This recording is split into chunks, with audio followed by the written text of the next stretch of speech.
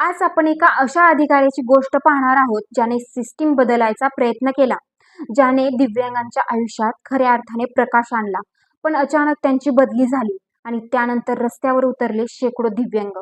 होय, आपण बोलत आहोत तुकाराम मुंढे यांच्याबद्दल. त्यांच्या बदलीमुळे एवढा संताप का उसळला?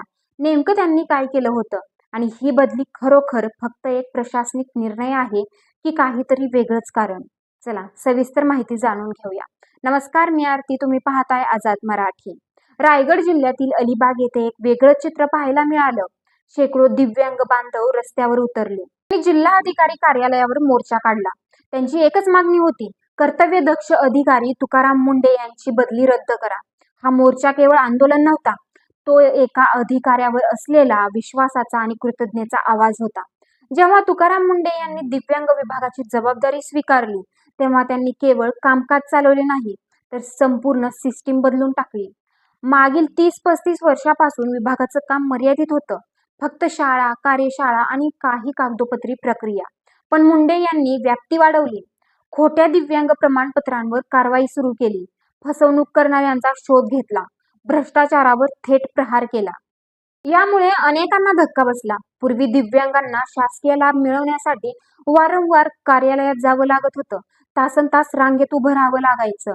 पण मुंढे यांनी हा त्रास संपवला. दिव्यांगांसाठी एक खास मोबाईल ॲप तयार केलं, घरबसल्या तक्रारी नोंदवण्याची सुविधा दिली, 24 तासात तक्रारींचं निवारण सुरू केलं, विभाग पूर्णपणे ऑनलाईन आणि कागदविरहित केला. ही एक छोटी गोष्ट नव्हती, ही होती मोठी क्रांती. मुंढे यांनी केवळ प्रशासन सुधारलं नाही, तर दिव्यांगांसाठी मोठ्या योजना सुरू केल्या, जसे की रोजगारासाठी टूल किट योजना, दिव्यांग अव्यंग विवाह योजना, पुनर्वसनासाठी विशेष उपक्रम इत्यादी. या योजनांमुळे अनेक दिव्यांगांना नवी दिशा मिळाली, त्यांचं आयुष्य सुसह्य झालं. आता सगळ्यात मोठा प्रश्न, इतकं चांगलं काम करूनही बदली का? यावर अधिकृत कारण स्पष्ट नाही, पण आंदोलनकर्त्यांचं म्हणणं आहे, भ्रष्टाचारावर कारवाई केल्यामुळे काही लोक नाराज होते, खोटे लाभ घेणाऱ्यांवर कारवाईमुळे दबाव निर्माण झाला, सिस्टीम बदलल्यामुळे काहींना तोटा झाला आणि कदाचित याच कारणांमुळे ही बदली झाली असावी. तसेच पुढे दिव्यांग संघर्ष समितीने स्पष्ट इशारा दिला आहे, बदली तात्काळ रद्द करा, अन्यथा मोठं आंदोलन छेडलं जाईल.